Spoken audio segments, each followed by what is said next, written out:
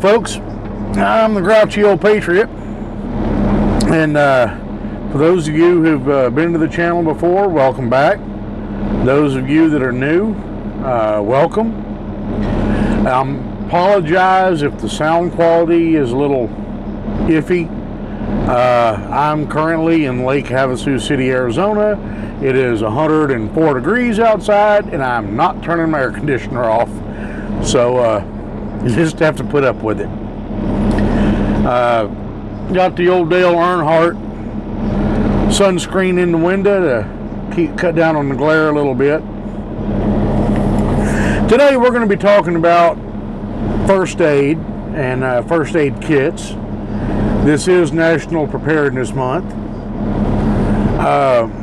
Most of you probably saw on the thumbnail, the question was asked if pre-made first aid kits are worth the money, or are a waste of money. I'm going to give you my perspective. You can do what you want to, you do you. I'm going to tell you how I feel about it and what I've done. I do believe first aid is very important. I recommend that everybody go take a first aid class. American Red Cross teaches classes in most communities. A lot of times your local civic organizations like Kiwanis and Rotary Club and Eagles, you know, Elks Club, a lot of times they'll put on first aid classes for the community. American Legion, VFW, another good source. A lot of times they'll put on classes. You just got to look around. Check with your local library. A lot of times they'll have a list of different organizations that are putting on free seminars and free classes. Not just first aid, but CPR is important. And I also recommend a course in advanced cardiac life support, which allows you to use an AED, an automated external defibrillator. And if the video or the color's washing in and out, I apologize. I've got trucks coming around the corner and I'm getting glare off of them, so sometimes it messes with the camera. This right here is the first aid kit that my company provides for me to keep on the truck. And yeah, it's a little beat up because it rides behind the driver's seat and rarely, if ever, gets taken out. They probably paid, this says it's a 50-person kit, OSHA approved. What do I think of these pre-made kits? Not just this one, but pretty much any pre-made kit, including the ones you buy at Walmart. It says Family First Aid, or Bass Pro Shops, wherever it's got like Hunter First Aid or Outdoorsman. What do I think of them? They're junk. And I'll tell you why. That ain't nothing but a glorified Band-Aid kit, a boo-boo kit for little ouchies. Yeah, it's got enough Band-Aids in it for 50 people if all they do is bark their knuckle or get a minor scrape on their elbow. But if anybody's seriously injured, there ain't nothing in that kit that's really going to help. There might be a few 4x4 gauze pads, but for 50 people, they only give you 5 yards of tape. Go figure. And it's that little narrow paper tape that, yeah, it's worthless. If you want a boo-boo kit, if you got kids that fall off their bike and scrape their knee, or teenagers who are skateboarding and fall and scrape their elbow, get a little road rash, if you need something to get splinters out or take care of minor scrapes and cuts and abrasions, you'd do a lot better off making your own kit.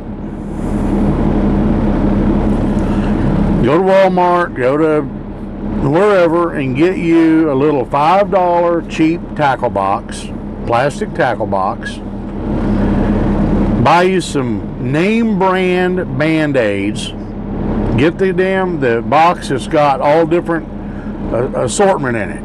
The knuckle bandages, the fingertip bandages, the moleskin. Get the good ones, and don't get the plastic ones. Get the cloth stretchy ones. They stick better and they'll stay better.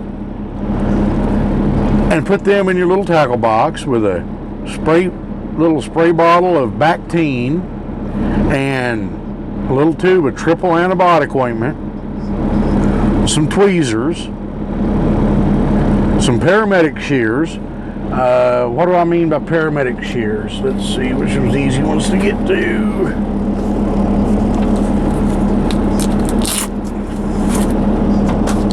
Right here, paramedic shears.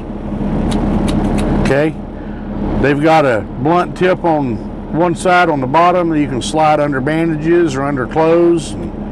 Hell, these will cut seat belts, they'll cut leather belts, they'll cut clothes, they'll cut bandages. Put them in your first aid kit.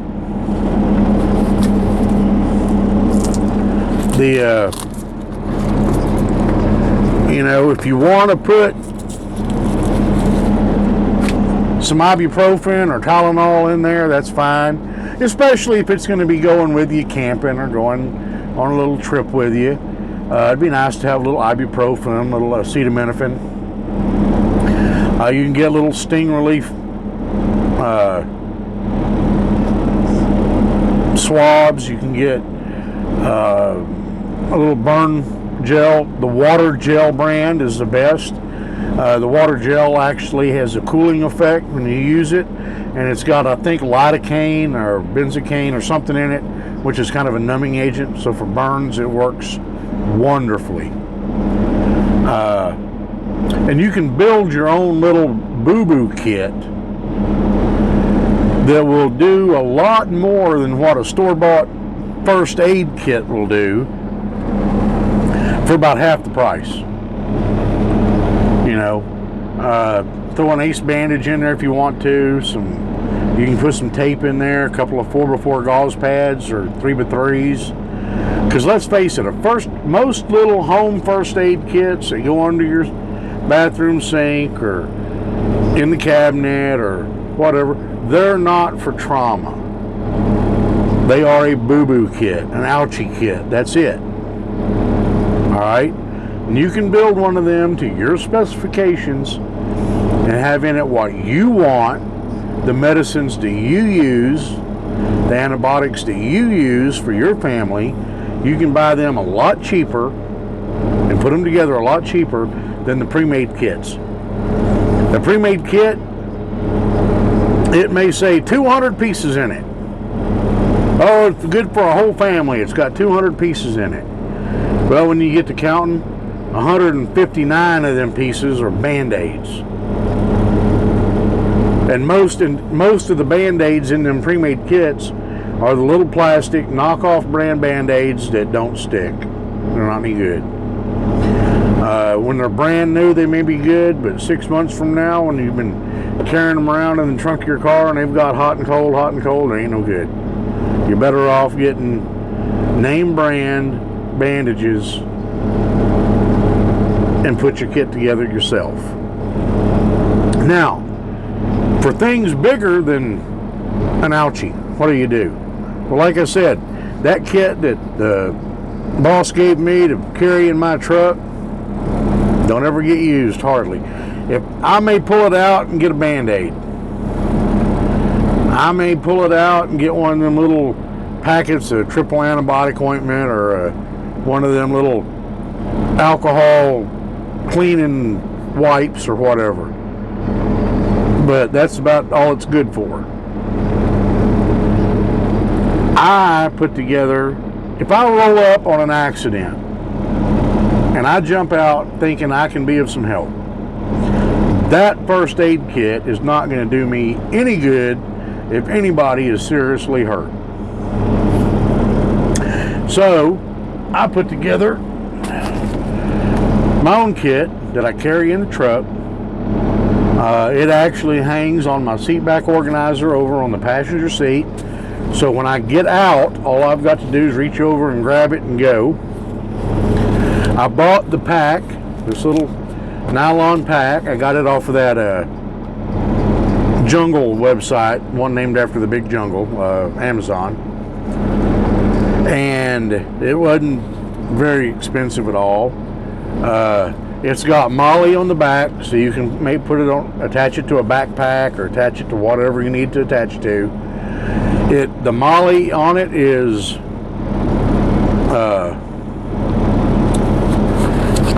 you pull that little deal off, and if whatever it's attached to, like it attaches to my seat, once I just rip it loose and go. This part stays on the seat. Inside the kit, now this was an empty little pouch when I bought it. There's nothing in it. I don't know how well you can see this because I'm in my truck and I got a lot of room. This little mesh bag, this is my little ouchie kit. If I get into an accident or someone needs some help and all they need is a band-aid or all they need is a cold compress or whatever, it's in this little mesh pouch. However, in the main part, I've got a tourniquet. This is a SWAT T tourniquet. It's one of the real stretchy ones. I like it in a trauma kit because not only can I use it as a tourniquet, if I ran out of pressure bandages, I can take some 4x4 gauze or whatever I've got, put it on a wound, and then stretch this around it, pull it tight, stretch it around it, and use this to bind a pressure dressing. Of course, I've got rubber gloves, a couple of different kinds. I've got paramedic shears in here. I've got trauma pads. And this is not, you may have heard the term ifak, which is an individual first aid kit. This is not an ifak. This is a mini trauma kit that I've put together myself. Got a lighter with some duct tape wrapped around it. Duct tape's always a good thing to have. And I don't know, sometimes you just need a lighter. It's better to have it and not need it than need it and not have it. I've got emergency, one of the little foil blankets, so I can use that to treat shock if I have to. Someone's in shock. You can even take that, wrap it around somebody that's still trapped in a car, and it's small and light enough that you can get it in and get it tucked around, and it'll reflect their body heat back to them and help out with shock. Of course, I said the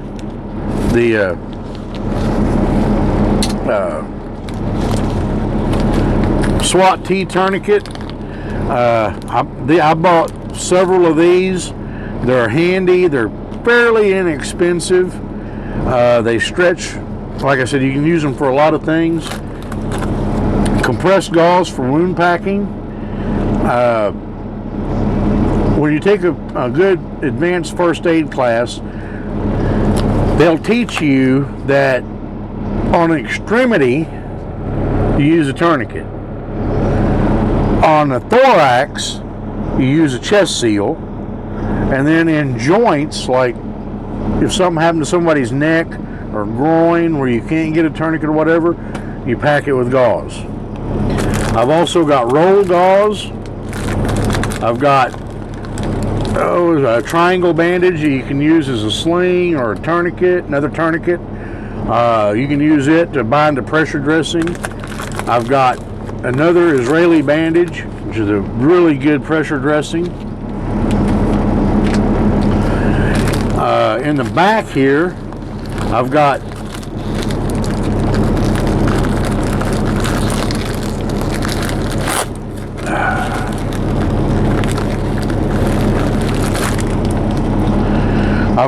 some more 4x4 gauze, non-stick pads, whatever I may need for minor wounds. And I've also got a chest seal in here, a hypervent chest seal, which are great for, you have to have them for sucking chest wounds. And I could probably, with this little kit, little trauma kit, now nothing in here, like I said, this is all for trauma, for wounds. I don't have nasopharyngeal airway in here because, number one, I'm not comfortable using them. I was trained to use them when I was in the Navy, but I haven't went back through the training yet. Once I go back through the training, I'll get some nasopharyngeal airways to go in here.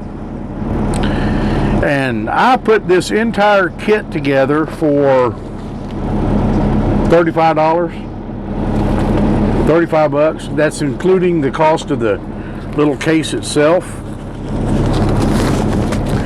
And if I were to buy that ready-made, you're probably looking at $75 to $100. With a little bit of shopping, a little bit of frugality, you can buy the stuff and customize the kit to your standards, the stuff that you know how to use and that you're comfortable with. Now, I mentioned earlier an ifak. This is my ifak. This has got Molly on the back. I keep this attached to my backpack, that in an emergency, I've got my stuff in the backpack I can grab and go. What do I keep in an ifak? An ifak is an individual first aid kit. I've got paramedic shears. I've got a CAT tourniquet, which is a combat application tourniquet. They're great, work great. Be wary of the off-brand ones, because some of the off-brand ones are not up to standards. And of course, the tourniquet, in a bad situation, is one of the first things you're going to need. I've got it right here on the outside, so I can just grab it and go. Same thing with the paramedic shears right here on the outside. On the inside, now this is individual, this is mine, this is for if I'm injured. Israeli trauma bandage. I've got some gauze pads, a little bit of tape. I've got some Celox, hemostatic agent. This is the powder, the granules. You sprinkle it in the wound before you cover it, and it helps to clot. Chest seal, all right? Hypervent chest seal. Compressed gauze. Rubber gloves, disposable gloves. Pretty much anything I would need, or that somebody else may need to treat a trauma on me, if something happened. And that's basically what an individual first aid kit is for, IFAC, is to tend to yourself, self-care or buddy care. And folks, that's really all I've got for you today. I put this little kit together, I don't know, $25 maybe.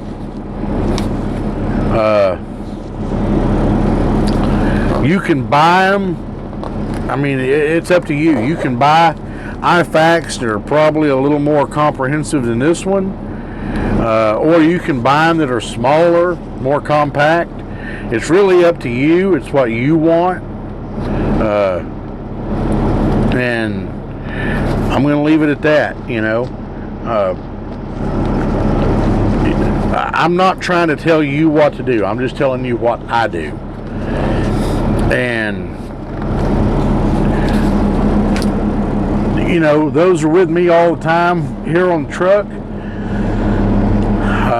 I've got the mini trauma kit.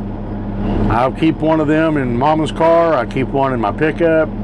The ifaks, I've got 3 or 4 of them. Every one of our go bags, my hunting supplies, all of that has